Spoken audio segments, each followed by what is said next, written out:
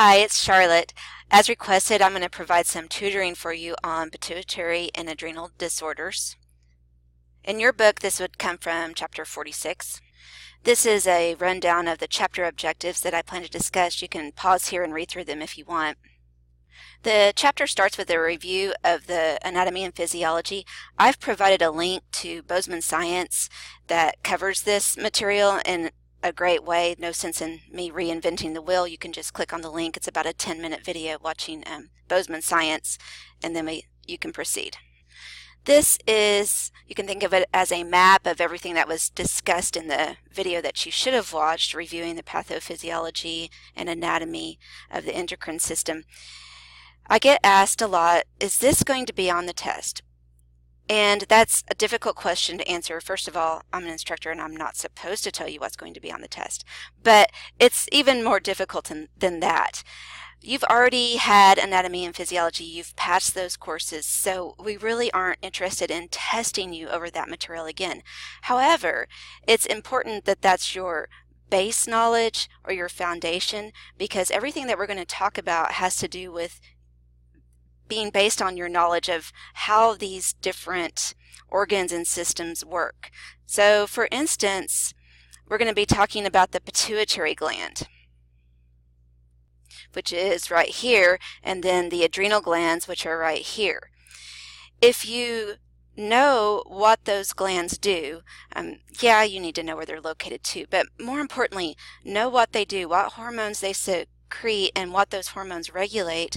Then instead of learning the 9 or 10 disease processes that I'm going to walk you through, instead you can really narrow it down to 4.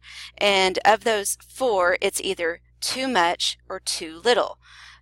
We're going to talk about what happens when the pituitary gland secretes too many hormones, and then contrast that to when the pituitary gland doesn't secrete enough. Same with the adrenal gland. What happens when they secrete too much? What happens when it secretes too little?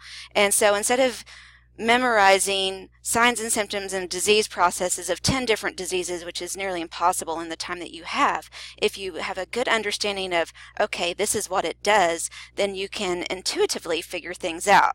Which brings me to my next slide. This is probably the most important symbol, in my opinion, to understanding this chapter. And it's not because I expect you to have a large knowledge of Asian spirituality, but it's because it's about balance. And when you think of something like, for instance, something that makes you urinate, okay? If we have a hormone that makes you urinate, if you have too much of it, then without even memorizing, you know, well, if I have too much of the thing that makes me urinate, I'm going to urinate too much. And if I urinate too much, I'm going to become dehydrated. Then we can build on all of your previous classes where you understand dehydration and hypovolemia. Well, I know when someone's dehydrated, their blood pressure drops, they become thirsty, all of those things. So instead of memorizing that for the disease process, you can kind of figure it out. Or the opposite. So we have the yin and the yang. So if you have a hormone that makes you urinate and you don't have enough of it, then you're not going to be able to make urine. And as a result, all of that fluid is going to back up and cause overload of fluid or fluid retention. And then again, build on your previous knowledge of the fact that, you know, when you retain water, blood pressure goes up. You start seeing edema. Lungs become congested with pulmonary edema. So that's why this is so important to understanding, so you aren't memorizing all of these hypos, hypers, that kind of stuff, that you can figure it out. Okay, if I have too much, this is going to happen. If I have too little, then that's going to happen. This is a basic rundown of the different hormones that are secreted by the pituitary gland. The pituitary gland is kind of like an upside down heart. It has 2 lobes.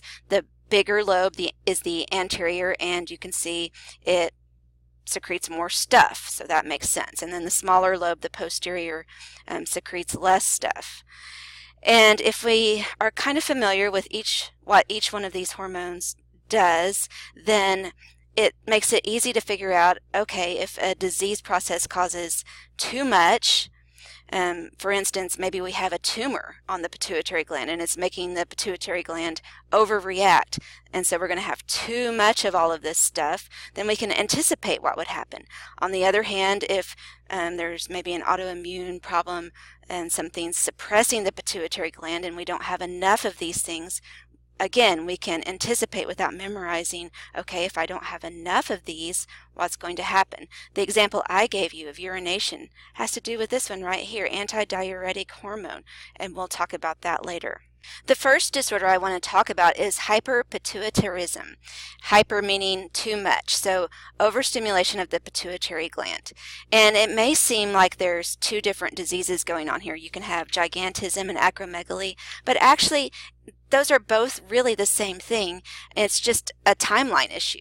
So hyperpituitarism, overstimulation of the pituitary gland, if it happens in childhood before the bones have stopped growing, then we can run into the problem of giganticism.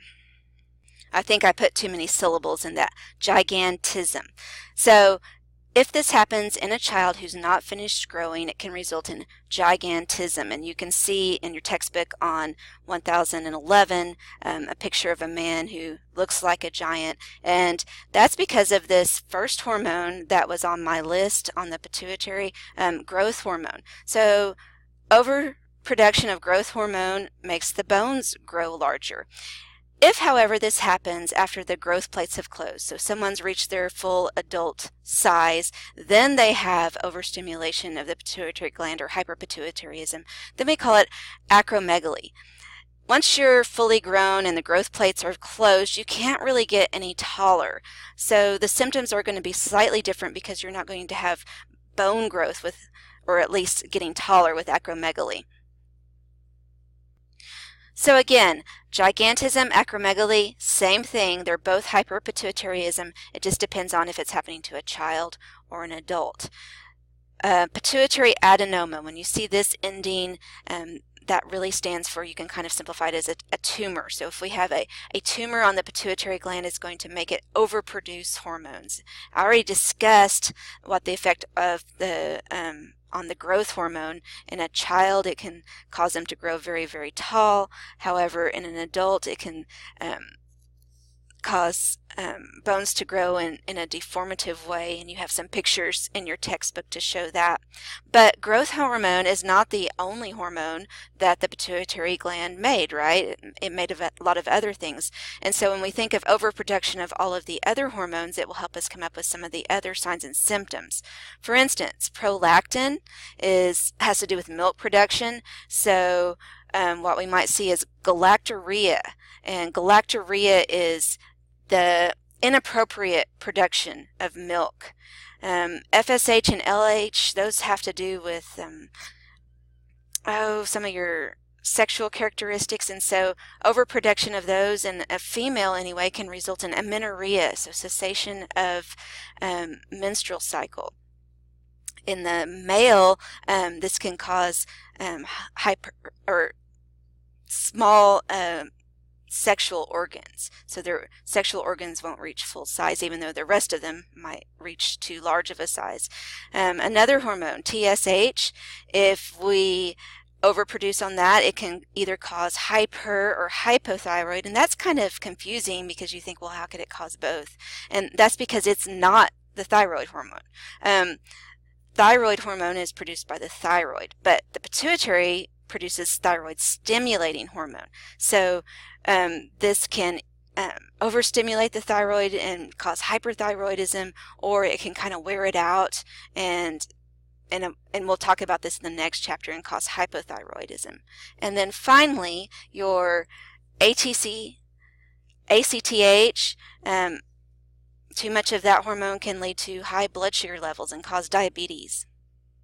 There's different ways to diagnose hyperpituitarism, but one of the most reliable is this. It's sometimes called the glucose tolerance test or the growth hormone or GH suppression test, and I think this one's kind of cool. I like to think of it in an analogy of baby birds. Okay, so if you have a nest of baby birds and they're wanting to be fed by mom, then they're going crazy, making all kinds of noise, and then mom shows up with the worms, and as she gives them the worms, they simmer down and they stop making so much noise. However, a lot of times in every nest you have a runt, but you also have a bully, and the bully, he wants everyone else's worms, and so even though she's fed everyone, the bully still has his mouth open, still protesting, wanting more food. And that's how I think of this glucose tolerance test. So when we give a high dose of glucose, normally in a person without a disorder, the level of growth hormone will drop in the presence of oral glucose. So the body kind of calms down, just like the baby bird, and said, okay, I've got plenty of food, I don't have to make a fuss. But in the patient with acromegaly, the growth hormone level is unchanged when the glucose is given, just like the bully of the baby birds. Yeah, I got my worm, but I still want more because I need more, I'm out of control. So that's how this test works, is that in the patient with acromegaly, the growth hormone level is unchanged even when we give glucose. Growth hormone doesn't just affect your height, as evidenced by the problem of acromegaly. So some additional problems with too much GH, you can think of all of these things as getting too much growth in them. So the optic nerve, when we put pressure on the optic nerve, it can cause headaches and some visual problems. Overgrowth of the bones of the hands and feet, these can become enlarged, and on the face we can have nasal congestion because everything's overgrowing the space that it has. The tongue can become enlarged, and as a result you can have some dysphagia, difficulty swallowing, and also speech impediment. When you listen to the person talk, you can tell it sounds like they're trying to talk with a tongue that's too big. Skin, overproduction of oil and sweat, so oily and diaphoretic. The liver and spleen can enlarge, which can cause a host of other problems. Male sex hormones, I already talked about, they can be hypodeveloped or underdeveloped due to the excess of prolactin, and the voice can become deeper due to pressure on the larynx. And I included a picture of a famous giant from my childhood, this from a movie scene from one of my favorite movies, The Princess Bride, but Andre the Giant. And I think he had a little bit of maybe gigantism because he was very large, plus acromegaly. And if you ever have a chance to watch a video clip, you can tell that he's a little bit difficult to understand, just like I said with the tongue involvement. His speech is a little bit slurred, and he has a deep voice, and he always looks kind of oily, and you can see a little bit of deformity in his face. So a lot of the symptoms seem to go along with that, plus the fact that he's very tall. So if I was to guess, and this is just me playing armchair quarterback here, I would say Andre developed hyperpituitarism maybe as a teenager. So he had both symptoms of gigantism and acromegaly. Treatment has to do with suppressing the overactive pituitary glands. So we can use medications like sandostatin or Parladel to suppress pituitary action. We can also zap it with radiation. That would also suppress activity. Or we can do a hypophysectomy, and don't you just love these scissors going up the snout? Super scary, looks like something from a horror movie, but that's actually how they do that. They can remove all or part of the pituitary gland, or maybe just a tumor that's on there. But in either case, it's called a hypophysectomy, and we have certain nursing care that goes along with that. And you can find this, I put a page number there for you on 1015. And when I was in nursing school, I actually had one of my assigned patients that had this done. So afterwards, they'll have some nasal packing, and that will be in for several days. And so part of nursing care will be monitoring that nasal packing for excessive bleeding, or what I have here is cerebral spinal fluid leakage. Now, I taught you neuro, so hopefully you remember I showed you some pictures of cerebral spinal fluid, and I said it has glucose in it, whereas snot doesn't. So that's one way that we can tell the difference. Also, teaching-wise, the patient will have to have lifelong replacement hormones. All of those things that the pituitary gland causes to be produced, those are going to have to be replaced for life if we take out the pituitary gland. We also have to worry about meningitis because dealing with the brain here. And then diabetes insipidus or syndrome of inappropriate diabetic or diuretic hormone can also be complications of this, and we'll talk about those later.